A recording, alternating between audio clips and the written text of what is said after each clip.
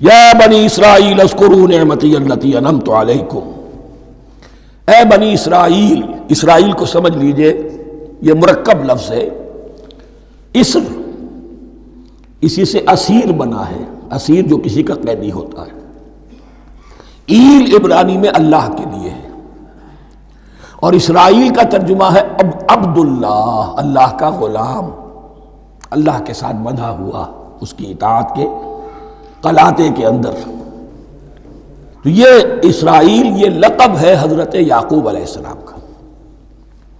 ان کے 12 بیٹے تھے، 12 بیٹوں سے جو نسل چلی وہ بنی اسرائیل ہے، انہی میں حضرت موسیٰ کی بعثت ہوئی اور تورات انہیں دی گئی، پھر یہ ایک بہت بڑی امت بنے۔ ان پر 4 ادوار آ چکے تھے قرآن مجید کے نزول کے وقت، 2 مرتبہ اللہ کی رحمت کی بارشیں ہوئیں، انہیں عروج نصیب ہوا، 2 مرتبہ ان کو دنیا پرستی، شہوت پرستی، اللہ کے احکام کو پس و پیش ڈال دینے کی سزا میں عذاب کے کوڑے ان پر برسے۔ اس کا ذکر آئے گا سورہ بنی اسرائیل کے پہلے رکوع میں۔ اس وقت جب کہ قرآن نازل ہو رہا ہے، اس وقت وہ اپنے اس زوال کے دور میں تھے۔ حال یہ تھا کہ حضور صلی اللہ علیہ وسلم کی بعثت سے پہلے ہی 2nd ٹیمپل بھی شہید کیا جا چکا تھا، گرایا جا چکا تھا۔ حضرت سلیمان نے جو بنایا تھا ہیکل سلیمانی، جس کو یہ 1st ٹیمپل کہتے ہیں، اسے نیبوکدنضر نے گرا دیا تھا حضرت مسیح سے بھی کئی 100 سال پہلے۔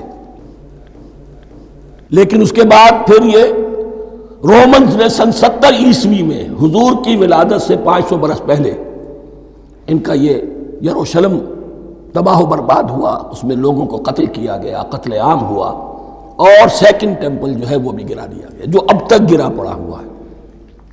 صرف ایک ویلنگ وال ہے جس کے پاس جا کر یہودی جو ہے ماتم کر لیتے ہیں، روتے ہیں، اور اب وہ بنانے پر تلے ہوئے ہیں اپنا 3rd ٹیمپل، اس کے نقشے بن چکے ہیں، بلو پرنٹ بن چکے ہیں۔ لیکن بہرحال جس وقت قرآن نازل ہو رہا تھا یہ بہت ہی پستی میں تھے۔ اس کے بارے میں فرمایا، اے بنی اسرائیل ذرا یاد کرو میرے اس انعام کو جو تم پر ہوا۔ وہ انعام کیا ہے؟ میں نے تمہیں اپنی کتاب دی، نبوت سے سرفراز فرمایا، اپنی شریعت تمہیں عطا فرمائی، تمہیں تمہارے اندر داؤد اور سلیمان جیسے بادشاہ اٹھائے، جو بادشاہ بھی تھے، نبی بھی تھے۔ وَأَوْفُوا بِعَهْدِي، اور میرے وعدے کو پورا کرو تاکہ میں بھی اپنے وعدے کو پورا کروں۔ یہ وعدہ ہے جو کتاب استثناء جو ہے اولڈ ٹیسٹمنٹ کی، ڈیوٹرانومی، اس کے 18ویں باب کی آیت نمبر 18 اور 19 میں ہے۔ حضرت موسیٰ سے خطاب کر کے اس میں اللہ نے یہ الفاظ فرمائے، میں ان کے بھائیوں میں سے تیرے مانند ایک نبی برپا کروں گا اور اس کے منہ میں اپنا کلام ڈالوں گا، اور وہ وہی کچھ بتائے گا جو میں اس سے کہوں گا۔ یہ گویا کہ حضرت موسیٰ علیہ السلام کی امت کو بتایا جا رہا تھا کہ نبی آخر الزماں آئیں گے اور تمہیں انہیں قبول کرنا ہے۔ قرآن مجید میں اس کا بڑا تفصیلی ذکر سورہ اعراف میں آئے گا انشاءاللہ۔ لیکن یہاں فرمایا اوفوا بعہدی اوف بعہدکم، تم میرا عہد پورا کرو، میرے اس نبی کو تسلیم کرو، اس پر ایمان لاؤ، اس پر کی صدا پر لبیک کہو، تو میں تمہیں میرے انعام و اکرام اور بڑھتے چلے جائیں گے۔ وَإِيَّايَ فَارْهَبُونَ، اور صرف مجھ سے ڈرو۔ وَآمِنُوا بِمَا أَنزَلْتُ مُصَدِّقًا لِمَا مَعَكُمْ، اور ایمان لاؤ اس پر جو میں نے نازل کیا ہے، جو تمہارے پاس جو تورات ہے اس کی تصدیق کرتے ہوئے آیا ہے۔ اس کے 2 معنی ہے، ایک تو قرآن تصدیق کرتا ہے تورات کی اور انجیل کی، فیہا ھدی و نور، فیہ ھدی و نور، اور دوسرے یہ کہ قرآن اور محمد صلی اللہ علیہ وسلم ان پیشین گوئیوں کے مصداق بن کر آئے ہیں جو تورات میں تھی، ورنہ وہ پیشین گوئیاں جھوٹی ثابت ہوتی۔ ان کے مصداق کون ہے؟ قرآن اور محمد صلی اللہ علیہ وسلم۔ یہ دونوں معنی اس کے ہیں۔ وَآمِنُوا بِمَا أَنزَلْتُ مُصَدِّقًا لِمَا مَعَكُمْ وَلَا تَكُونُوا أَوَّلَ كَافِرٍ بِهِ، اور دیکھو تم ہی سب سے پہلے ان کا کفر کرنے والے نہ بن جاؤ۔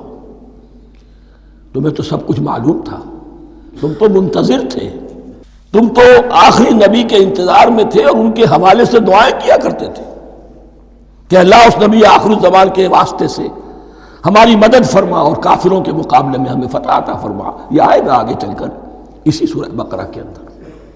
لیکن اب تم ہی سب سے بڑھ کر کافر ہو گئے، تم ہی سب سے بڑھ کر دشمن ہو گئے. وَلَا تَكُونُوا أَوَّلَ كَافِرٍ بِهِ وَلَا تَشْتَرُوا بِآيَاتِي ثَمَنًا قَلِيلًا، اور دیکھو میری ان آیات کے عوض حقیر سی قیمت قبول نہ کرو.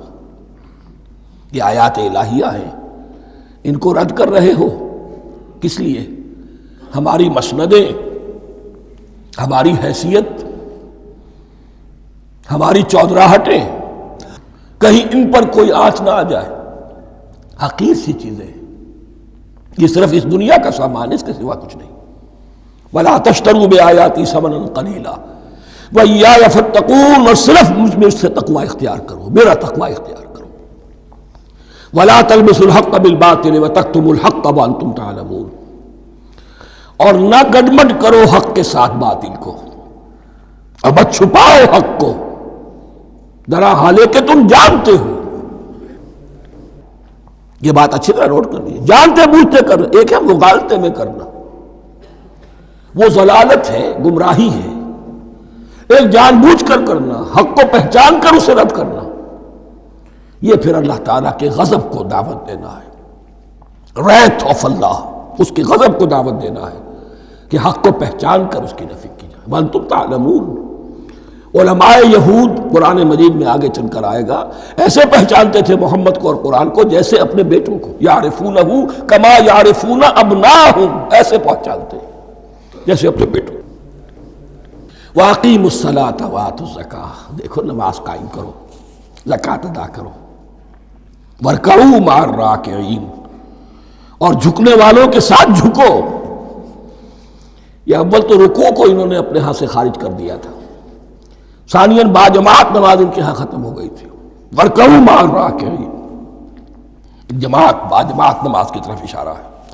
أَتَأْمُرُونَ النَّاسَ بِالْبِرِّ وَتَنْسَوْنَ أَنفُسَكُمْ، کیا تم لوگوں کو نیکی کا حکم دیتے ہو، تقویٰ کی، پارسائی کی تعلیم دیتے ہو؟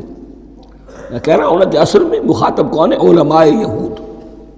اس آیت سے ثابت ہو گیا عالم ہمارا بھی جب بھی کھڑا ہوگا اونچے سے اونچا آواز کہے گا، اعلیٰ سے اعلیٰ بات کہے گا.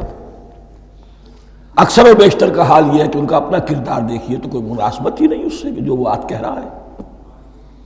جو لوگوں کو دعوت دے رہا ہے اس پر خود عمل نہیں. تو یہی در حقیقت علماء یہود کا کردار بن چکا تھا. أَتَأْمُرُونَ النَّاسَ بِالْبِرِّ وَتَنْسَوْنَ أَنفُسَكُمْ، کیا تم لوگوں کو نیکی کا حکم دیتے ہو اور خود اپنے آپ کو بھول جاتے ہو. وَأَنْتُمْ تَتْلُونَ الْكِتَابَ، اور یہ سب کچھ تم کر رہے ہو اس حال میں کہ کتاب پڑھتے بھی ہو، تورات پڑھتے ہو، صاحب تورات ہو. ہمارے بھی بہت سے علماء کا، علماء سو جنہیں ہم کہتے ہیں، حال یہ ہو چکا ہے. خود بدلتے نہیں، قرآن کو بدل دیتے ہیں. ہوئے کس درجہ فقیہان حکم بے توفیق.